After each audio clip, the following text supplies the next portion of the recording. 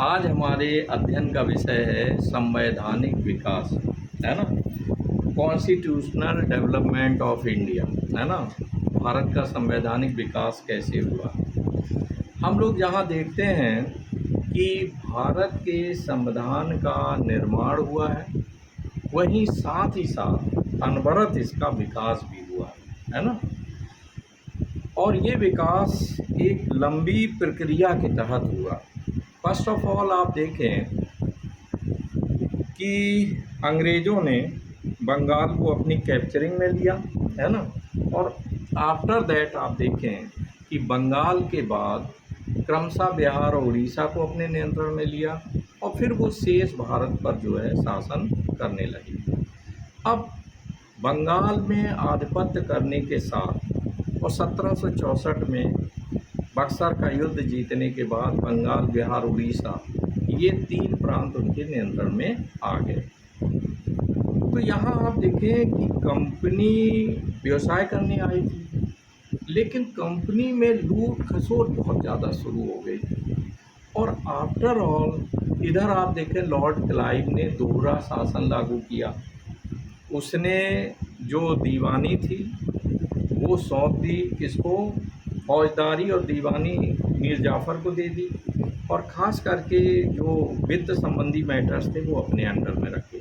तो आपसे ये प्रश्न अगर कंपटीशन में कभी पूछा जाए कि जो लॉर्ड क्लाइव ने दोहरा शासन बंगाल में पहली बार लागू किया था, इसे याद रखना। फिर आगे हम आप बढ़ते हैं तो पाते हैं कि जब व्यवस्था बहुत ज़्यादा गड़बड़ हो गई, बड़े बड़े तोहफे मीर जाफ़र के द्वारा दिए गए, कंपनी के अधिकारियों ने बहुत लूटा बंगाल को, और ऐसी स्थिति में यहाँ तक कि कंपनी घाटे में चली गई। तो ऐसी कंडीशन में 1773 में ब्रिटिश पार्लियामेंट ने एक एक्ट बनाया, रेगुलेटिंग एक्ट। रेगुलेटिंग का अर्थ होता है नियामक और सरल भाषा में होता है नियंत्रण, यानी कंट्रोल। यानी कंट्रोल करने के लिए कुछ प्रावधान बनाए गए। इस रेगुलेटिंग एक्ट के द्वारा दिशा निर्देश दिए गए कि आफ्टर ऑल किस तरह से कंपनी को प्रशासनिक क्षेत्र में काम करना है। आप देखें इसके जो प्रमुख प्रावधान हैं, एक तो मोटा मोटा हमें याद रखना है कि कलकत्ता में सर्वोच्च न्यायालय की स्थापना की गई। ये याद रहेगा हम लोगों को। कहाँ पर सर्वोच्च न्यायालय की स्थापना की गई? कलकत्ता में सर्वोच्च न्यायालय की स्थापना की गई और 4 न्यायाधीशों को अपॉइंट किया गया, एक मुख्य न्यायाधीश और 3 अन्य न्यायाधीश। ठीक है। नेक्स्ट हम लोग आगे बढ़ते हैं कि इसमें क्या किया गया कि गवर्नर को सलाह देने के लिए एक 4 सदस्यीय कमेटी बनाई और उसको बहुमत के आधार पर निर्णय लेने का अधिकार दे दिया गया। ठीक है। करीबन 25 लाख बॉन्ड ब्रिटिश गवर्नमेंट ने कंपनी को दिया। किस कंपनी को? ईस्ट इंडिया कंपनी को सौंपा। अब एक प्रश्न ये आता है कंपटीशन में, यूपीएससी वगैरह में बार बार पूछा जा रहा है कि जब ये रेगुलेटिंग एक्ट पारित हुआ तो वहाँ ब्रिटेन का सम्राट कौन था? ये बहुत कम किताबों में लिखा हुआ नहीं है। जॉर्ज तृतीय था। कौन था? जॉर्ज तृतीय वहाँ पर सम्राट था। और रॉबर्ट ब्रुक हुक करके एक जो है प्राइम मिनिस्टर था, और यहाँ पर वॉरेन हेस्टिंग्स था। कौन था भाई? वॉरेन हेस्टिंग्स गवर्नर जनरल था। ये याद रखना है। ठीक है। वॉरेन हेस्टिंग्स के बारे में 2 क्वेश्चन और बनते हैं। पहला आपसे एक प्रश्न पूछा जाए कि बंगाल का पहला गवर्नर कौन था? लॉर्ड क्लाइव था। लॉर्ड क्लाइव पहला। ये जो है अंतिम गवर्नर था, और अंतिम गवर्नर के बाद पहला गवर्नर जनरल बना। ये भी याद रखेंगे। गवर्नर था, फिर इसको गवर्नर जनरल बना दिया गया। अब इसके प्राधिकार क्षेत्र को बढ़ा दिया गया, यानी मुंबई और मद्रास। ठीक है। यानी उस समय बम्बई कहते थे, तो बम्बई और मद्रास इन 2 गवर्नरों को गवर्नर जनरल के अधीन कर दिया गया। याद रहेगा हम लोगों को। ठीक है भाई, कहीं कोई प्रॉब्लम हो तो पूछते रहना। आगे हम आप देखते हैं कि इसमें जो प्रोविज़न किए गए थे, बहुमत से इन्हें निर्णय लेना था गवर्नर जनरल को कि 4 में से 3 एक साइड जाने चाहिए। तो कभी-कभी क्या होता था कि 3 सदस्य वन साइड हो जाते थे और गवर्नर अकेला रह जाता था, है ना? और एक सदस्य रह जाता था। तो इन दैट केस एक हिंडरेंस, एक बाधा का काम ये जो आपका 1773 का जो रेगुलेटिंग एक्ट है, ये प्रॉब्लम करता था। आप देखें कि जो 1773 के रेगुलेटिंग एक्ट ने आगे चल कर के जो भारत का जो लिखित संविधान बना 26 जनवरी 1950 को जो लागू हुआ, उसका स्टार्टिंग पॉइंट ये 1773 का रेगुलेटिंग एक्ट था। क्योंकि इसमें जो प्रोविज़न थे they all were in a written form, वो सारे रिटन थे, लिखित रूप में। तो इससे ये हुआ कि भविष्य में जो भी आगे होगा वो सब रिटन फॉर्म में आएगा, लिखित रूप में आएगा। तो ये सारी बातें हमें याद रहेंगी। इसके ठीक बाद अब इसमें एक और प्रोविज़न कर दिया गया कि आफ्टर 20 ईयर्स, 20 वर्ष के बाद इसका रिवीजन होगा और 20 वर्ष तक कंपनी जो ये रेगुलेटिंग एक्ट में प्रावधान दिए गए हैं उन्हीं के अनुसार निरंतर काम करती रहेगी। ब्रिटिश पार्लियामेंट इस बीच ज़्यादा हस्तक्षेप नहीं करेगी। इसके ठीक बाद आप देखें कि 1793 का एक्ट आया, that was the charter act, है ना?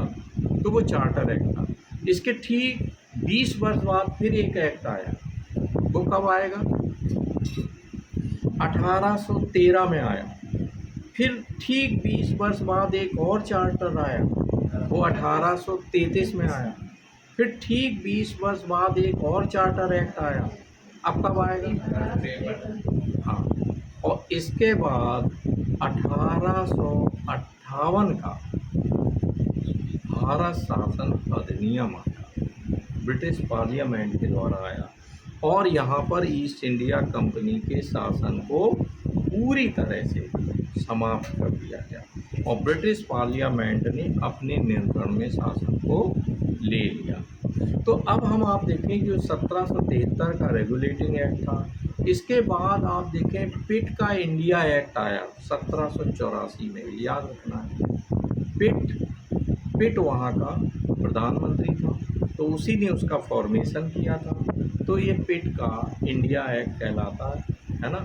अब हम आप देखें कि टोटल जो कॉन्स्टिट्यूशनल जो डेवलपमेंट है, एक तो है कंपनी के का जो कॉमर्शियल पीरियड था, व्यवसायिक काल था, उस समय में जो एक्ट आए तो वो थे आपके बाकायदे 1773 का, 1784 का और इवन 1793 वाला, है ना? और 1813 वाले। ये कंपनी के जो व्यवसायिक काल था, यानी इट मीन्स कंपनी यहाँ व्यवसाय कर रही थी, बिजनेस कर रही थी। फिर इसके बाद कंपनी बाकायदे शासन के रूप में आ गई है कि कंपनी शासन करने लगी। 1853 तक कंपनी शासन करती रही, बल्कि 1857 तक ले जाए आप, है ना? उसके बाद 1858 से कंपनी को कहा गया तुम केवल अब व्यापार करना, अब आप शासन नहीं करोगे, और सारा शासन ब्रिटिश पार्लियामेंट ने अपने नियंत्रण में ले लिया वहाँ पर, ठीक है?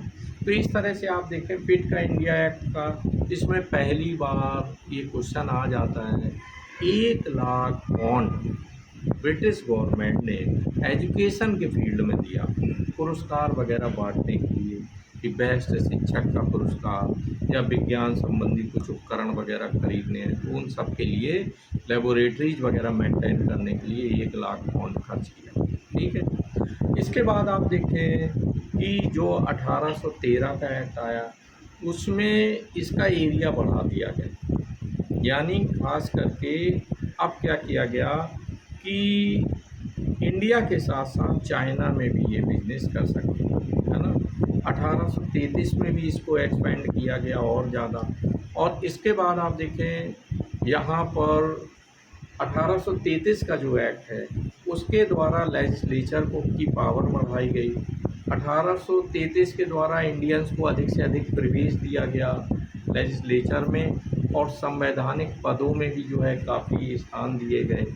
तो यहाँ हम आपको ये समझना है कि अंग्रेज़ों ने सुनियोजित ढंग से जो क्रमशः प्रोविज़न बनाए वो डेवलप होते रहे, और डेवलप होते होते फिर 1909 का मिंटो मॉर्ले एक्ट आ जा रहा है ना।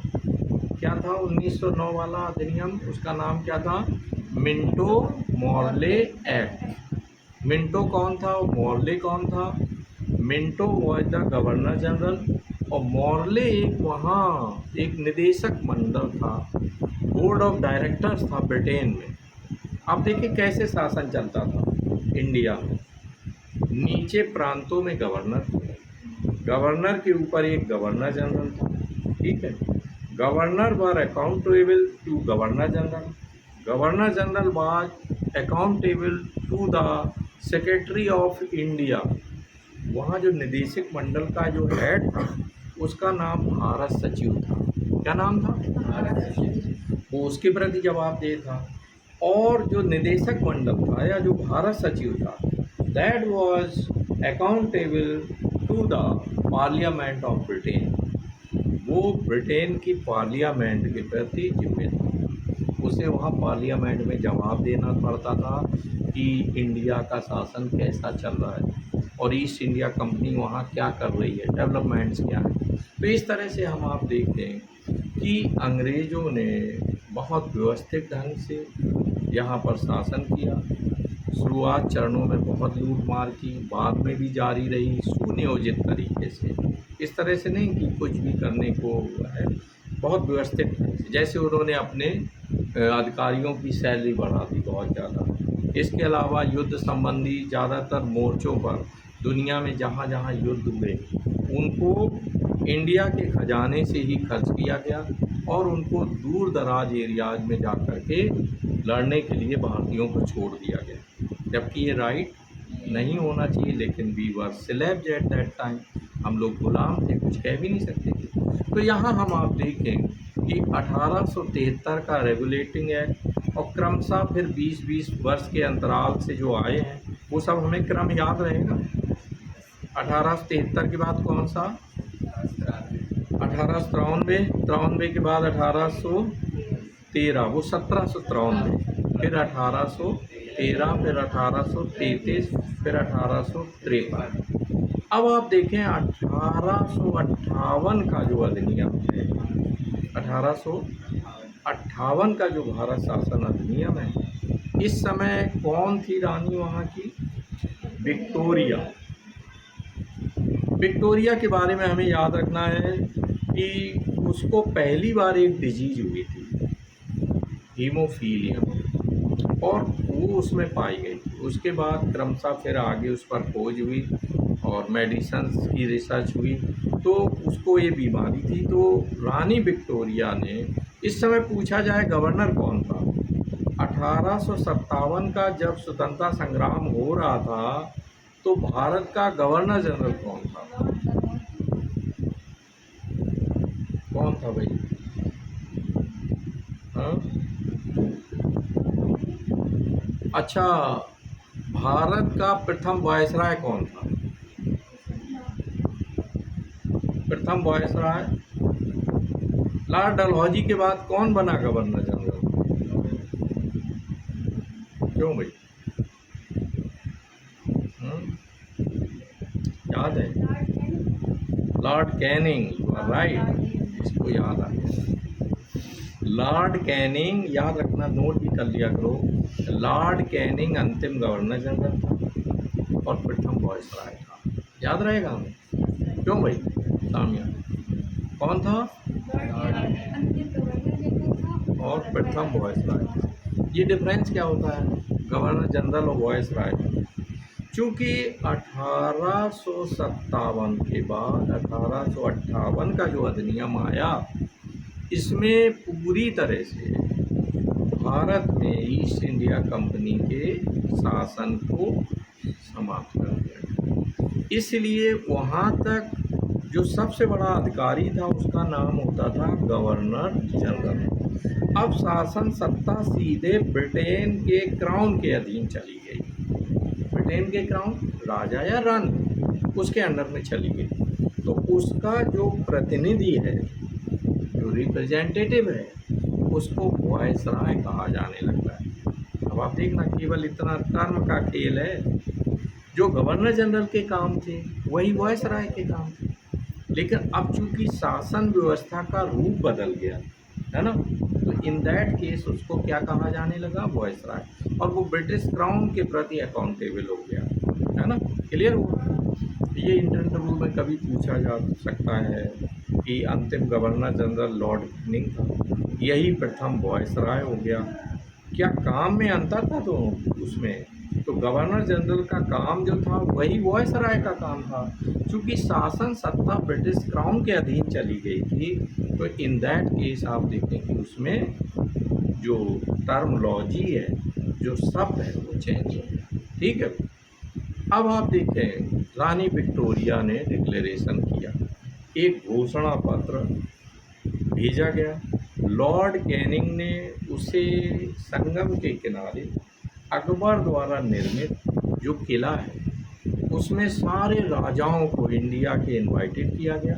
राजे, महाराजे, नवाब, सारे उसमें उनका गैदरिंग था। और लॉर्ड कैनिंग ने वो रानी विक्टोरिया का लेटर पढ़ करके सुनाया। जो सुनाया और जो उस लेटर में लिखा था, उसी को बाद में 1858 का भारत शासन अधिनियम का नाम दिया गया।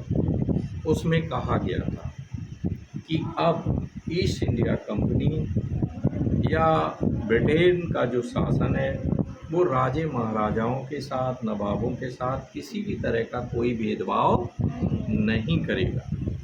उनका रिस्पेक्ट, उनका सम्मान उसी तरह से मेंटेन रखा जाएगा जैसा कि ब्रिटेन के क्राउन का रखा जाता है। किसी की शासन सत्ता नहीं छीनी जाएगी, है ना, एज इट इज़ रहेगी, है ना, बशर्ते कोई गलत काम ना करे। तो इस तरीके से आप देखें। दूसरा क्या हुआ कि गवर्नर का नाम बदल दिया गया, उसे वॉयसराय कहा जाने लगा। अकाउंटेबिलिटी सीधे सीधे हो गई वहाँ पर, है ना। ईस्ट इंडिया कंपनी से कहा कि अब आप व्यापार करिए। और इसके अलावा एक और काम कर दिया गया कि ईस्ट इंडिया कंपनी के साथ साथ ब्रिटेन की अन्य कंपनियों को भी भारत में व्यवसाय करने की अनुमति प्रदान कर दी गई कि they can also trade with India and other east Indian nation. जो और ईस्ट इंडिया नेशन थे, चाइना वगैरह, श्रीलंका, वहाँ वो बिजनेस अन्य भी कर सकते हैं। तो क्या हुआ कि ईस्ट इंडिया कंपनी की जो मोनोपोली थी वो समाप्त हो गई और ब्रिटिश क्राउन का शासन यहाँ पर चलने लगा। अब इसके बाद जो लैंडमार्क है, अब आपको ये प्रश्न पूछ दिया जाए, कंपटीशन में पूछा जा सकता है, इंटरव्यू बोर्ड में पूछा जा सकता है, अगर आपने पॉलिटिकल साइंस पढ़ा है, कि आफ्टर ऑल भारत का संविधान लिखित है, क्या ये इसी रूप में विकसित भी है? क्या इसे विकसित संविधान भी कहा जा सकता है? क्यों भाई? जिसका पहले से ही बना हो उसका विकास हो सकता है, इंडिया का तो बना ही नहीं, निर्माण। हाँ, निर्माण हुआ। देखिए भाई, इधर हम आप लोग थोड़ा कुछ चार टर्मोलॉजी पर, और देखिए मैं रिस्पेक्ट कर रहा हूँ इसके आर्गूमेंट का, आगे देखते हैं। उसने सही बताया अपने जो भी मेमोरी में उसके था। आफ्टर ऑल हम और लोग चार तरह के सामिया, और जो आप भी बीएससी से आए होंगे, हाँ, तो जो लोग बीएससी से आए हैं वो समझ लें कि जो संवैधानिक विकास, यानी इसमें वर्ड आया संविधान। तो संविधान क्या होता है?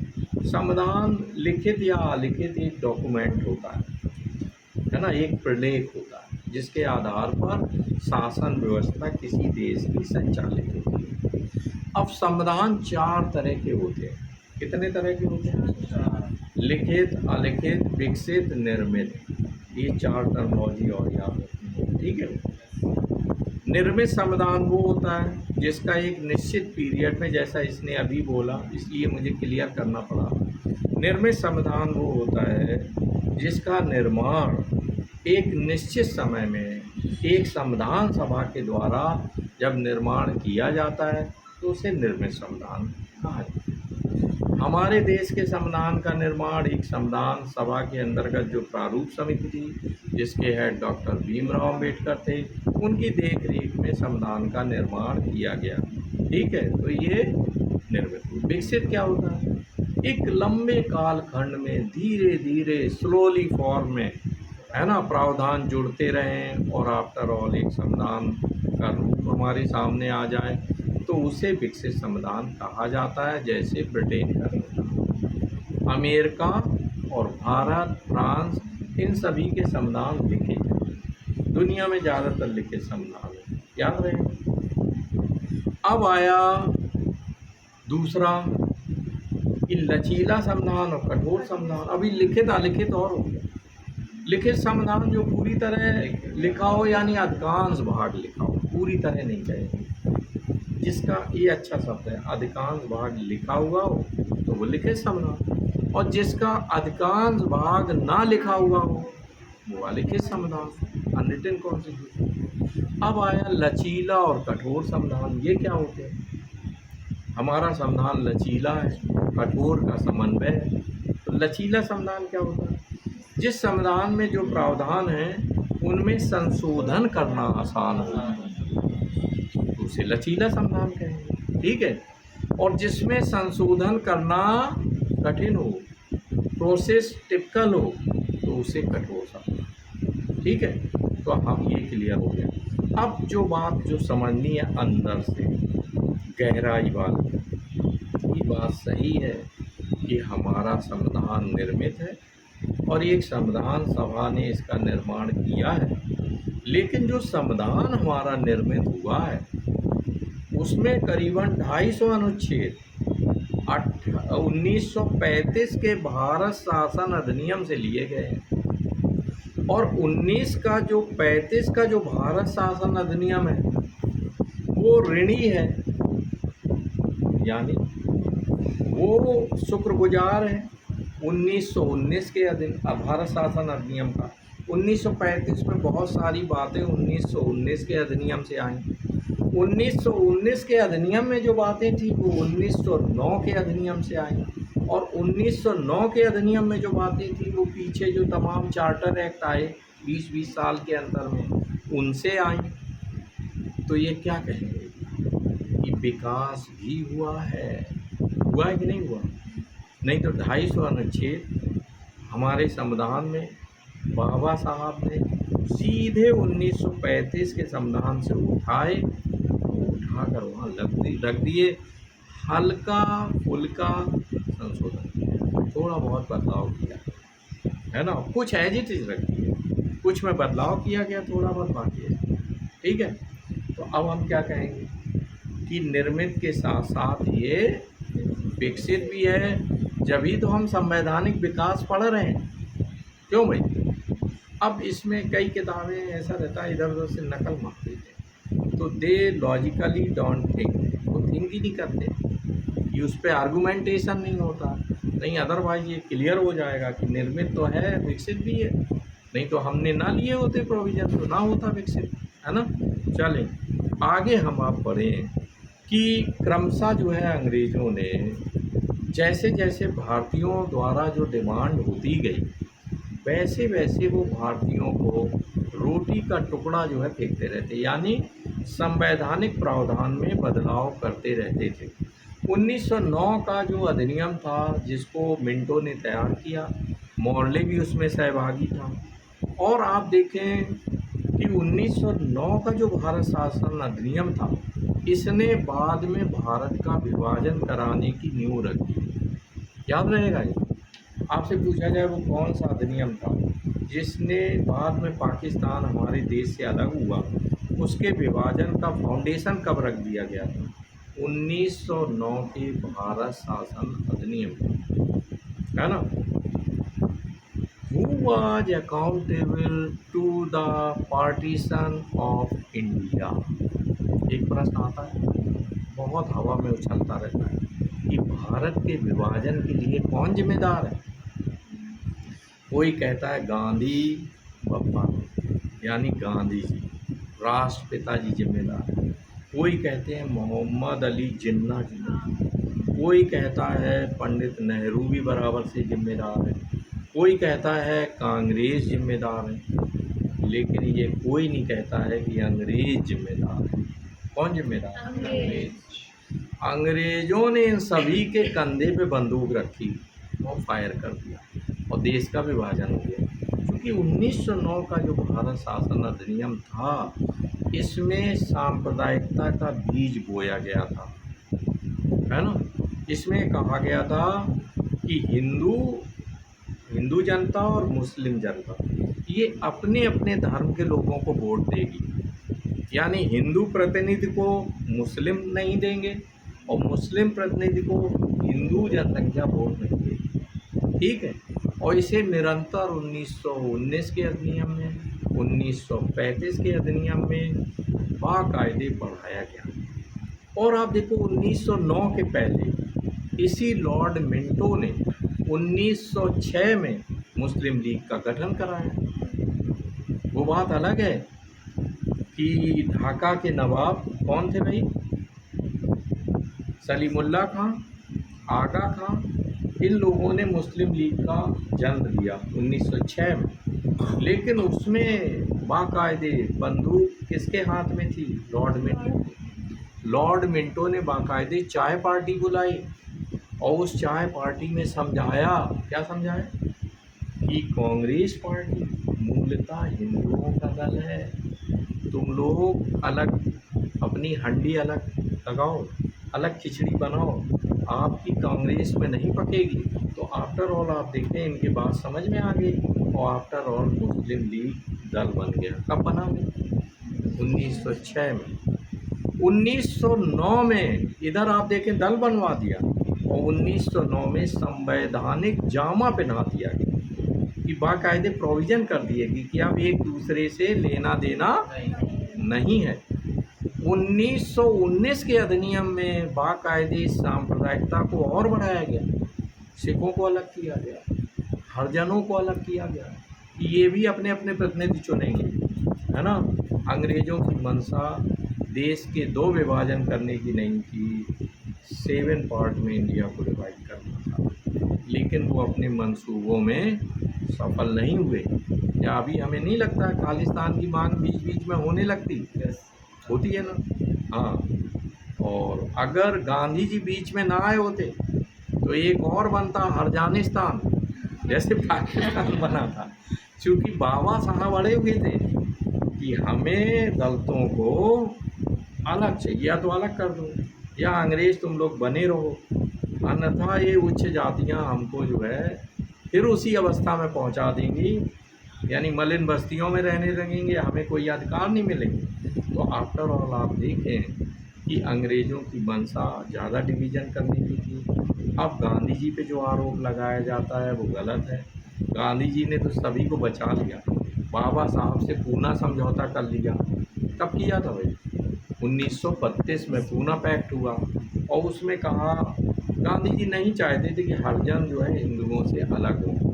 उनका ये मानना था, दूरदर्शी बहुत थे, कि इतनी बड़ी आबादी अलग हो जाएगी तो हमारा हिंदू समाज कमज़ोर पड़ रहा है ना। दूरदर्शी थे कि नहीं थे? अब कुछ लोग कहते हैं भाई, कुछ कहते हैं कि ये गलत हुआ, पूना पैक्ट नहीं होना था, तो फिर क्या होना चाहिए था? एक तान और अलग बन जाता, है ना। तो उन्होंने तो तान बचा लिए, है ना।